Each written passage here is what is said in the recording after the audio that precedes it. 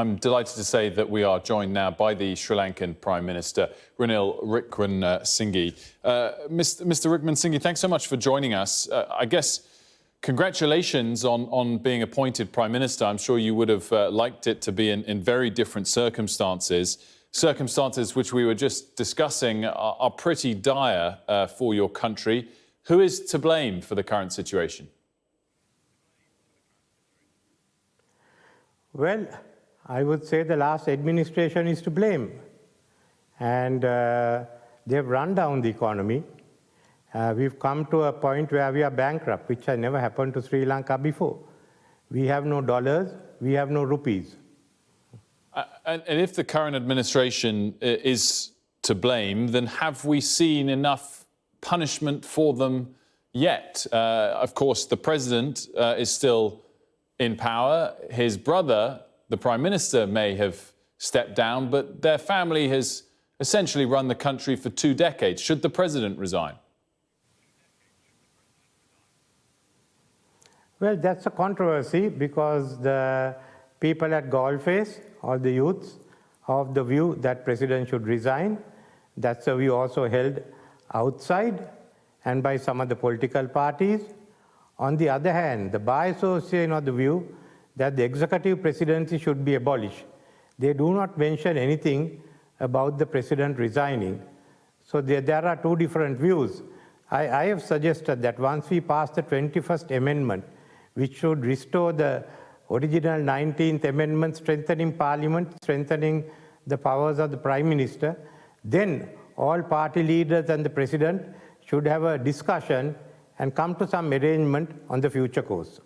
In the meantime, clearly there are massive protests across the country, often against the President himself, and seeing very firm responses, a lot of arrests, tear gas at times, and some firm handling by police. What is your view towards those protesters? Can you understand their anguish at the moment, or is it always wrong to take to the streets in the way that some are? No, I can understand the anguish of the protesters, the young and the old, the young who see their future being taken away, and the old who see suffering, the middle class who just see their lifestyle collapsing, farmers without fertilizer. There are many demonstrations outside police stations, outside petrol stations and other places. Those are small ones, and it shows the anger, the despair and the hopelessness that the people feel. The demonstration that you have shown now is by a militant youth group who generally carries out at least 5 to 6 demonstrations a year. And certainly their aim is to ensure the water cannons are used on them. But that does not mean that there are no protests in Sri Lanka. They are small protests run by people at the moment when they can't bear the burden any longer. We certainly are not in a very stable position. I mentioned in the introduction, Prime Minister, that inflation is at 30%, perhaps due to rise to 40%. And you mentioned, of course, the blame that falls on the past administration. Do you think the effects of the war in Ukraine have been felt yet in Sri Lanka, or could things get worse in the short term?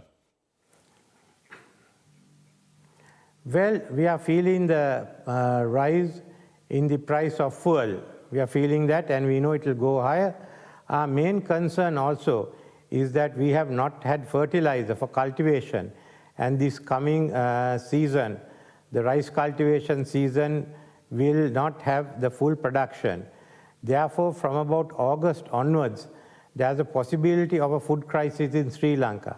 That's about the time that the global food crisis will also take place, and we have to see how we survive till about March next year. And what is your message, Prime Minister, in the short term to potential international partners that could come to your aid on a week when you've had to miss interest payments due on your debt? It's a tricky position, I guess, to seek help at that time, as well as missing those sorts of payments. Well, we were in default anyway, and we didn't have the money to pay. We have to acknowledge that. I feel ashamed about it, but nevertheless, this is reality. We've been engaging our partners and they've responded well. We've been engaging with the IMF, but as you know, it takes time. India has been the quickest to respond.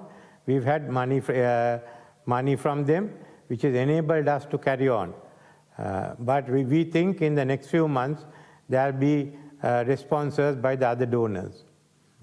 At the moment, would you say it's safe for tourists to come and visit Sri Lanka?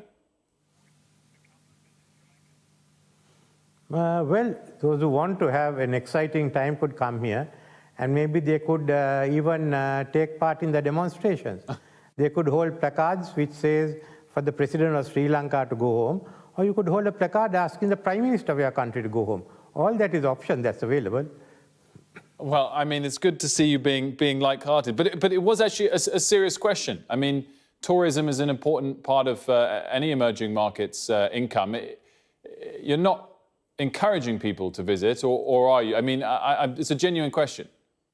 It's not that we are not discouraging people from visiting, but we understand with the shortage of foreign exchange and some of the demonstration that is going on, and the shortage of essentials, that they may not visit Sri Lanka at this time.